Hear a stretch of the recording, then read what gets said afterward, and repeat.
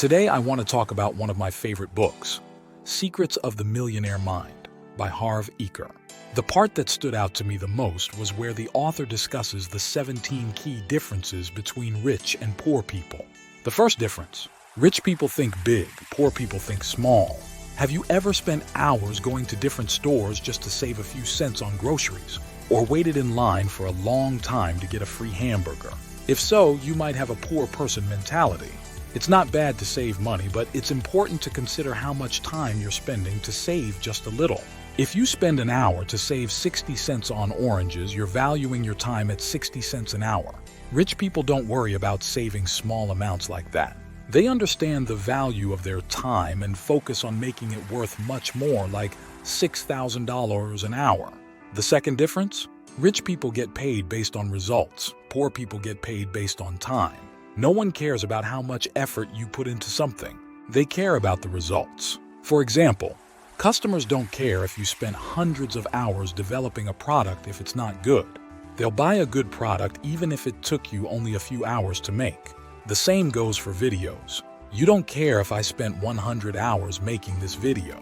If it's good, you'll watch it. If not, you'll click away. The time and effort are irrelevant if the result isn't there. Rich people believe in their ability to deliver results, while poor people rely on a steady salary. The third difference is that rich people think both, while poor people think either or. Poor people feel there isn't enough to go around, while rich people believe in abundance and think they can have everything they want. Do you want a successful career or a close relationship with your family? Rich people ask, why not both? They don't see the world as a limited cake, but as an endless buffet where there's always more to get. Many people think they have to choose between money and happiness, but you can have both. Some believe that being rich makes you evil, so they choose to be kind and stay poor. But money doesn't change who you are. It just amplifies it. If you're kind, money makes you a kind, rich person. If you're a jerk, money makes you a rich jerk. The fourth difference is that rich people focus on opportunities, while poor people focus on obstacles. When I come up with a new idea, most people point out the problems rather than the opportunities. Rich people, however, look for possibilities and don't let fear of problems stop them. Fifth, rich people associate with positive, successful people.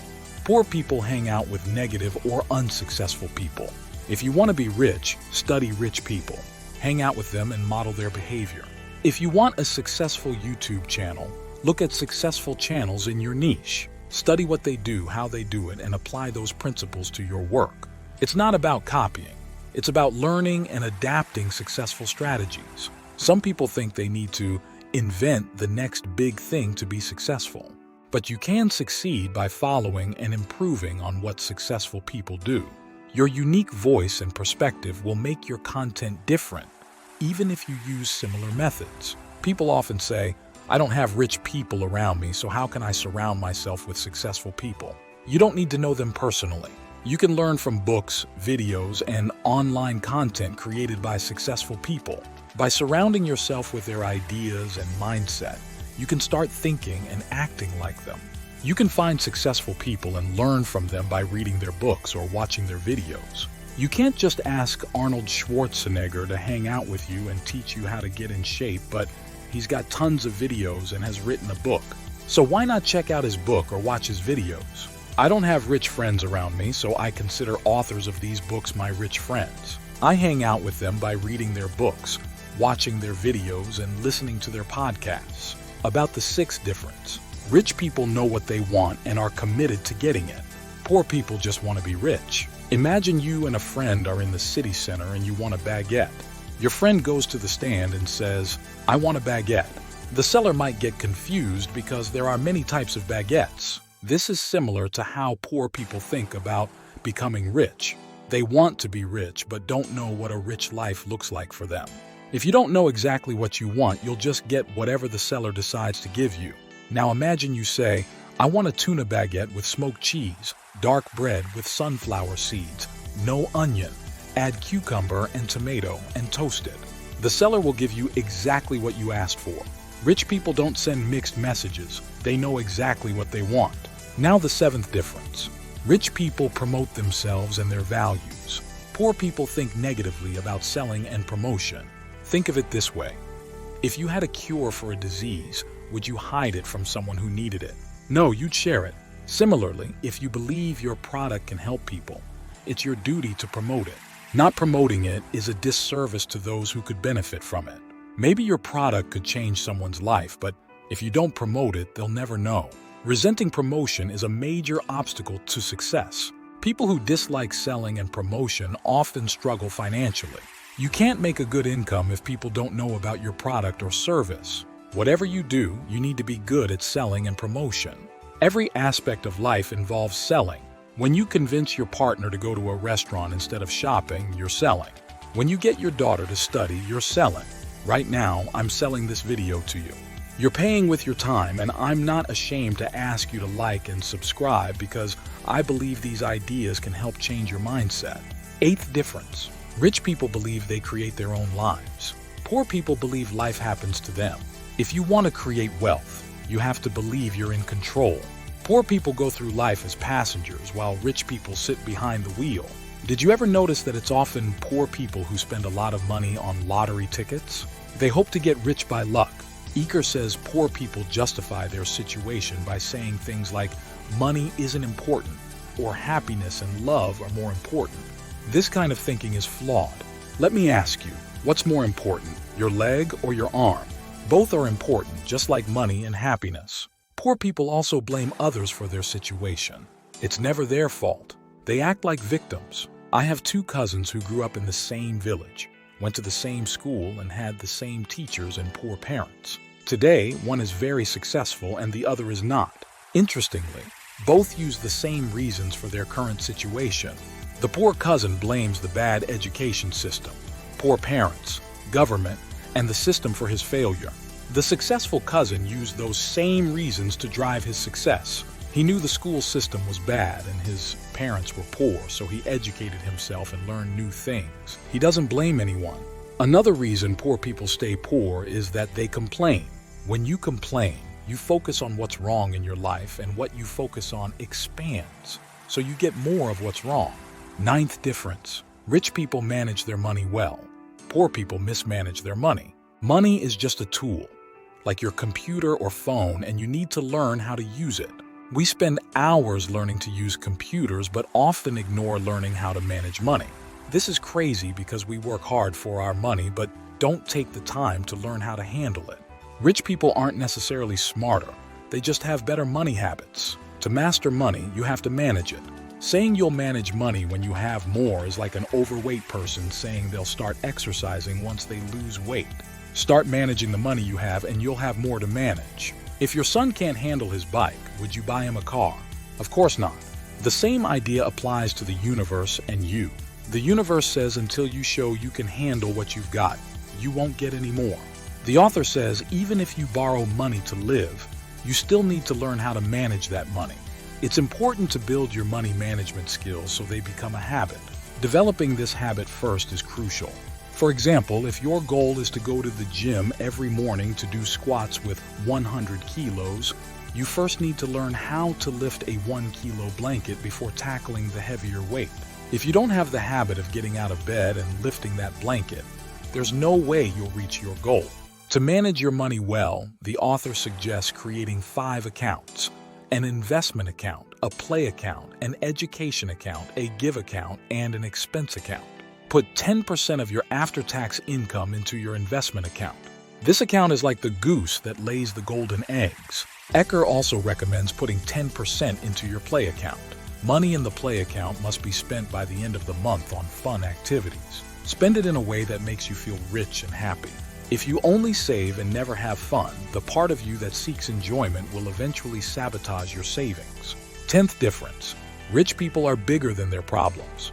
Poor people are smaller than their problems. The secret to success is not to avoid or eliminate your problems, but to grow yourself so you can handle bigger problems. Whether you're rich or poor, you're going to face problems. The size of the problem isn't the issue. What matters is the size of you. The bigger the problems you can handle, the bigger the business, the more responsibility, the more employees, and the more money you can handle. Problems are just situations. We turn them into problems. Some people see a situation as a problem while others aren't even affected. It all depends on the person. You might get fired and spend the day depressed and complaining, or you could use your free time to start your own business. 11th difference. Rich people are excellent receivers. Poor people are poor receivers. A poor receiver is someone who can't accept things well. We receive praise, compliments, money, gifts, and more. Many of us struggle with accepting these things. The author says we're conditioned this way. We grow up hearing things like, "That's wrong," or "You're not doing it right." These comments strengthen the feeling of not being good enough, which makes us poor receivers. From now on, accept everything someone offers you. If someone says you look good, just say thank you instead of, "No, I look horrible today." It's that simple. Just say thank you and accept the compliment. Eker says, "It's funny. When I was broke, I wouldn't pick up a penny off the ground. Now that I'm rich, I pick up anything that looks like money, give it a kiss for good luck, and declare out loud, 'I am a money magnet, thank you.'" 12th difference. Rich people play the money game to win. Poor people play the money game not to lose. In sports, teams that only play defense and have no offense struggle to win.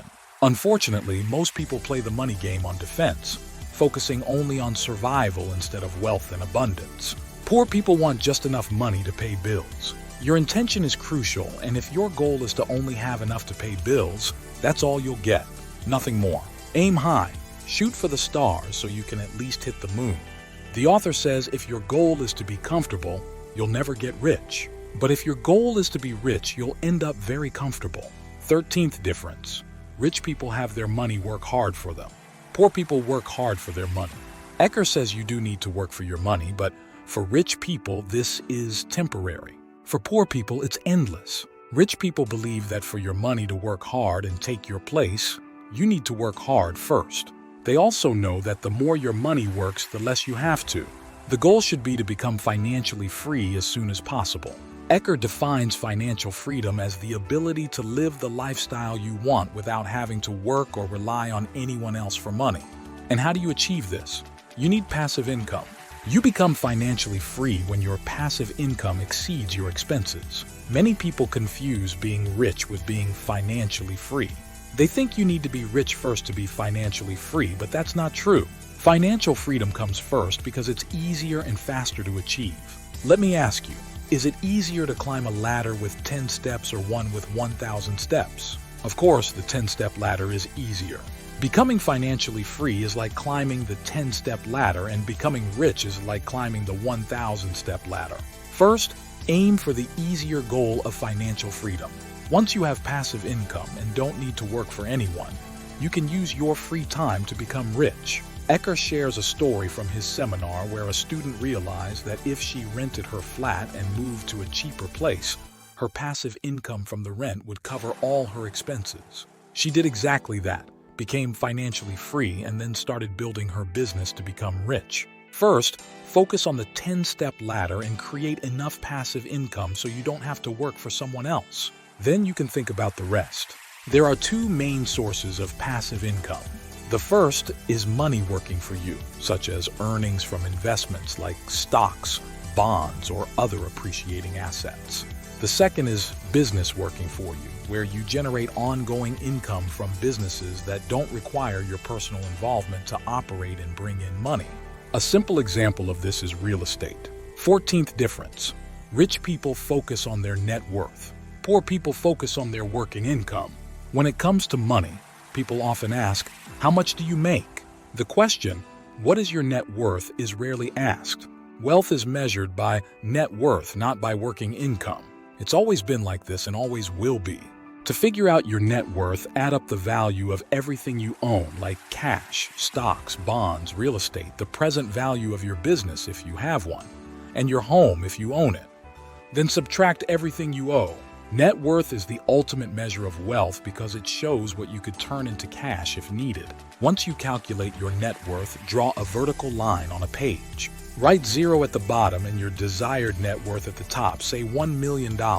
Mark your current net worth on this line and see how far you are from your goal. Update this line monthly or quarterly. Even if you're at 0 or negative, this exercise is important because what gets tracked gets improved. Difference number 15. Rich people act despite fear. Poor people let fear stop them. Eker talks about the manifestation formula in the book. According to this formula, thoughts create feelings, feelings lead to actions, and actions produce results. For example, thinking about a donut makes you crave it, which leads you to buy it.